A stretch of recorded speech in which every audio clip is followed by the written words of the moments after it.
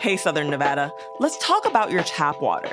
Despite its hard, mineral-rich taste, your water surpasses drinking standards, so don't confuse hard water with its quality.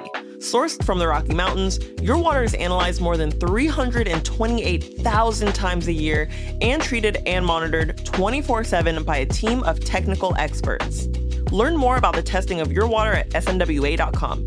SNWA is a not-for-profit water agency. Vegas residents know hard work, but you don't have to do it all yourself. TaskRabbit has been helping locals in the Neon City for over a decade with everything from furniture assembly to minor home repairs. Don't let that to-do list ruin your weekend. Use the TaskRabbit app to describe what you need and find a skilled tasker in your neighborhood who can help take it off your plate. And the best part, transparent pricing. You'll see the hourly rate up front, which includes the tasker's rate and the service fee as well, so there are no surprises at checkout. So download the TaskRabbit app or visit TaskRabbit.com today to get those home to-dos crossed off. Happy 420 to all of our listeners out there who partake, and to celebrate, we're talking about trees. But no, not the kind you may be thinking about. Instead, we're talking about palm trees. After all, Earth Day is coming up on Wednesday, and we see these spindly trees all over the valley. But did you know they're not actually native to the Mojave Desert? So what the heck are they even doing here? Don't get me wrong, they are great to look at, but rumor has it, they're water guzzlers. And let's be real, they don't even provide any shade for us. So today on CityCast Las Vegas, we're revisiting a conversation Dayvid Figler had with master arborist Lisa Ortega about when and why palm trees actually make sense in the valley. It's Monday, April 20th. I'm Jesse Merrick, and here's what Las Vegas is talking about.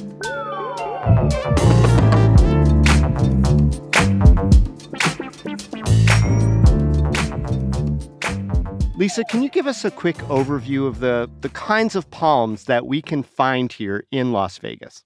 Believe it or not, there are so many palms that we grow here. We think of the main two, but there's lots of other stuff besides a Mexican fan palm. There's palmettos, there's Canary Island, there's pinto palms, Mexican blue palms, Bismarck palms. There's some high, some low, some wide, some skinny. And I think there's a huge selection of palms. So we don't want to crop a genus or a species out when there's so much to offer besides what comes to mind is, the Washington fan palm, let's get rid of it. There are so many other beautiful selections. I got a sago palm out front. What's the Washington fan palm? That's the one that we see all the time with the big fan. It's probably the highest percent planted here. Do you have a favorite? It's hard not to fall in love with the Phoenix dactylifera after you go to the China Farm date ranch. I mean, they're incredibly beautiful. They've got all that fruit hanging down and you get your date shake, and part of me just falls in love there. And I like a lot of the small ones too. For me, I see them looking good in small commercial areas or places where they want that Mediterranean feel. I think they're fabulous. Yeah, it looks great. And I love that you mentioned the date shakes. We just recently had an episode talking about all the history of dates in the Mojave. And then I was inspired by my co-host Sarah Lohman to go and get a box of mixed dates from the region, from the Coachella region. And they were amazing. Oh my gosh, they tasted so good and caramely and all that stuff.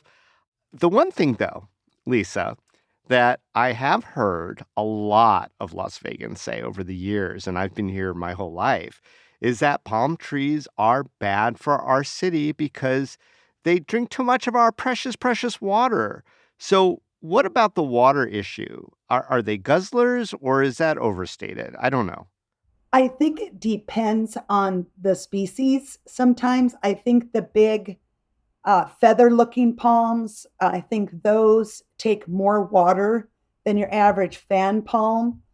I've heard of fan palms where in medians where the water's been cut off for years and they look great. So I think what water requirements they have is a bit misunderstood. Okay. They're tough. Those fans are tough and they hold the water. They're very good with water. And on the Southern Nevada Water Authority, most of the palms on their list are no more than medium water users. Yeah, I saw that and it kind of confused me because, I mean, I'm not a palm scientist. or even a palm reader for that matter. I don't know what medium use means. I mean, they look like really big trees. Do people ask you about that? Like if they want to plant palm trees, what's your advice to them? Truthfully, these days, I think it's mostly the opposite, that people are wanting to get rid of the palms. So that hasn't happened to me that somebody said, what can we do? We want to plant this awesome palm. Not lately, maybe not ever. Maybe it's because of the misinformation. Maybe because some of us kind of hate the palm trees, or at least some species of palm trees or genus of palm trees, because they can be surprisingly destructive. And they also seem to be kind of feral. There was a short squat, one of those short squatty guys that just sort of popped up in my neighbor's yard. And then about 5-6 years later, it took down our wall between the properties, and we had to replace the wall. And the removal, I'm going to tell you, Lisa, of that palm was an undertaking because it really had like become part of the ground in a way that extraction was difficult. I mean, do palms even make sense as a tree so close to homes? And so many homes do have them. Not the ones you're talking about. I mean, Yeah, for sure. they can come in on seed and take off on their own. And you're right, they readily sow in the soil. So that's a problem. I mean, very prolific seeds. Trees typically have the roots that go way out. Yeah. And they go past the canopy and they keep going. Well, palms are not that way because they're from the grass family. They go right down in and they kind of stay in a cone shape. And they are really strong and they're really good at putting out roots. And so they will push, once they get to the edge, they will push a wall over like it's nothing. They have great mechanical force. So we plant them in the corners by the pool, and it's so cute for however many years. And then they're 20 feet tall and the wall is breaking and the neighbors are complaining. And then it's a really bad tree.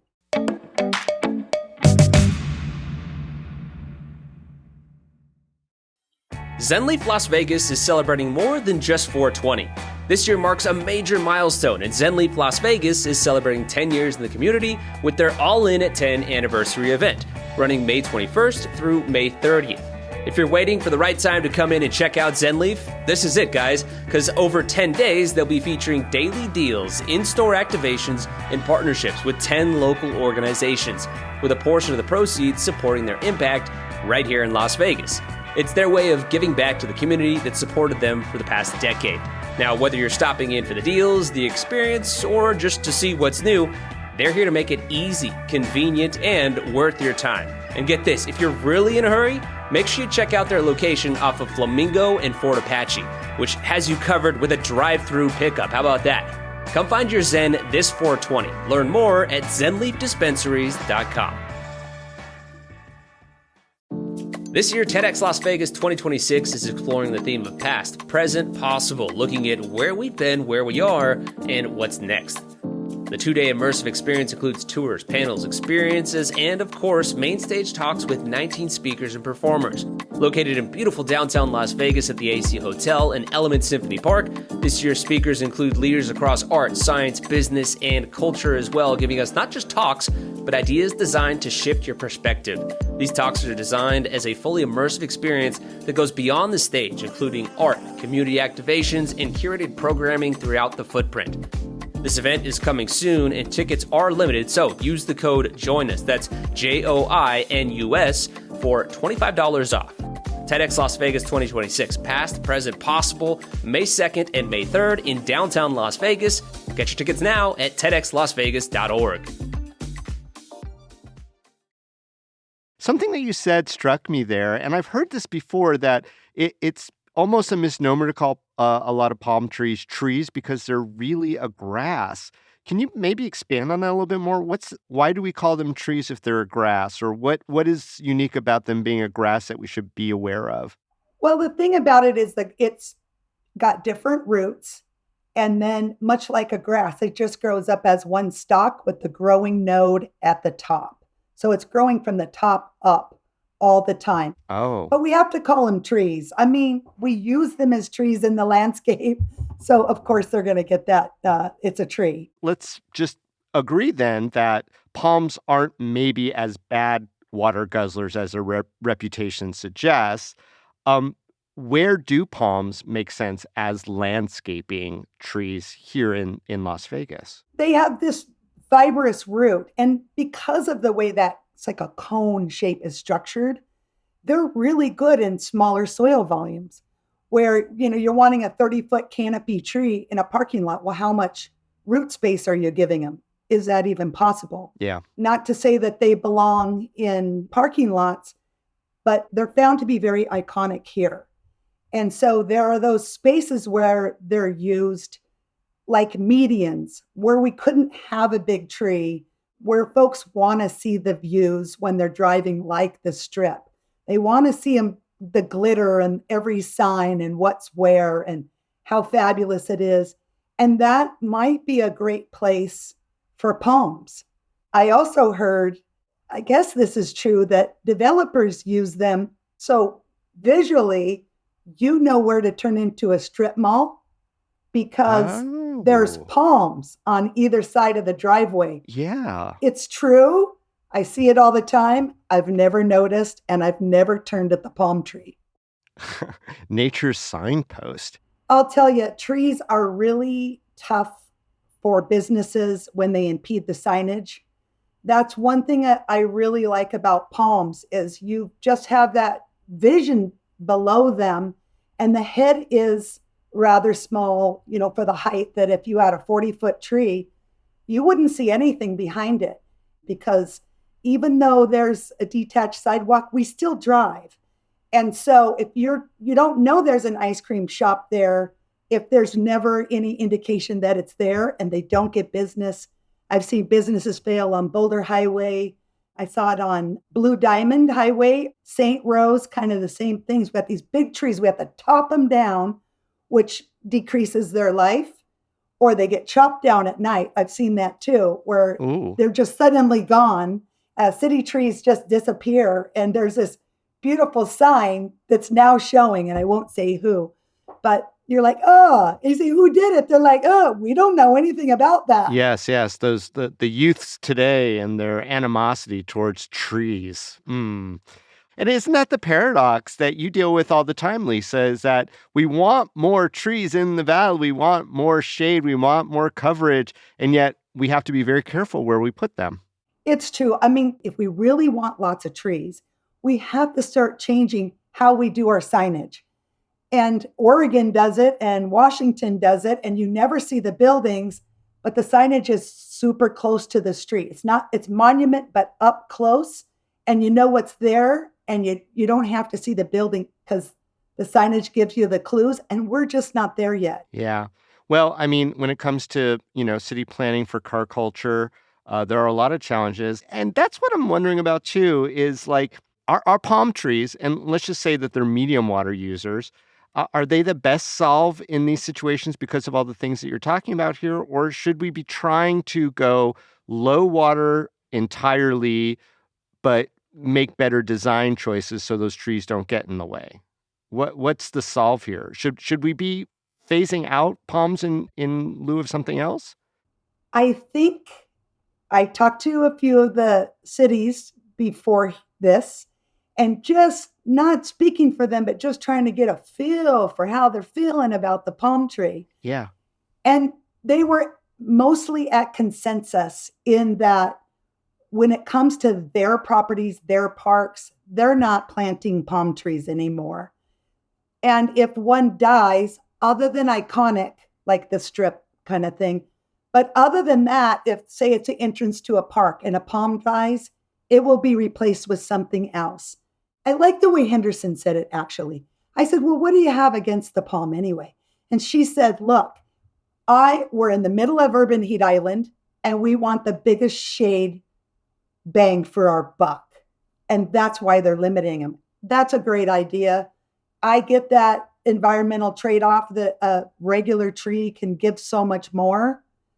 That being said, I think there are those places where palms are incredibly important to what's happening in that area, like the Strip. Yeah, the medians, they're all over the medians. When they first expanded out that part of the Summerlin Parkway that goes out by, I think, either Town Center or beyond, it was just, it's now an iconic, I mean, this is over a decade now, that iconic row of palms that was going there. And then I just wondered if that was kind of the new thing for Las Vegas forever, is that every median is going to have palm trees. Is that the best argument for keeping palm trees getting planted in Las Vegas, the medians? Or, I don't know, Lisa, why don't you be the advocate for palms right now? The palm lobby has hired you, Lisa. Give me the best 30-second pitch on why we should still be planting palms in Southern Nevada. In light of climate change and everything else, we shouldn't be banning any tree species. Let's hang on to what we've got. We've got the water, right? So there's got to be this balance. What I see out there is our ash trees are dying. Our pine trees are going down hardcore. And I'm not in favor of taking or banning any trees off the list. Like, what's going to survive? How hot are we getting? So we see a lot of trees we're using going off the list. I think there are places that are way too hot that these actually might be a great solution. I think that there is a place for palms. The way the root systems are built, they can take small spaces where big deciduous or pine trees would not work. I mean, they would just tear up all the asphalt, or they'd stay small and just kind of dwindle because they don't have enough soil volume. And palms don't have that problem. And then I'm going to think about Formula One. Might not be everybody's favorite. Formula One, the cars are racing by, right? Like in acacias and mesquites. And I mean, I think there's a place for palms. I do love their iconic nature where we have them. I think medians with high heat and low soil volumes are great places for palms. And if you think about it, you're driving down the Strip. They want you, I think the casinos and all that's going on there when you're driving, they want you to see that, the signage and the glitter and the glitz and all that is. And when you put those trees in there, well, you can only see one side of the street. And if we're doing other trees for walkability in shade, you know what? I think there is place for them in those medians. I think they're an icon. I think and maybe this is just me, but I think they kind of lift the joint. They exude a message, don't they, Lisa, of like opulence and like we're successful and we're doing okay. We could afford these beautiful palms and everything's chill, baby. It's going to be okay. We got palm trees. Is that kind of the vibe? I think that is. It could be. And turn here, by the way. And turn here while we're at it. Lisa Ortega of Nevada Plants, thank you so much for joining us here today. Always a pleasure talking with you. I love y'all. Thanks for having me. They're great.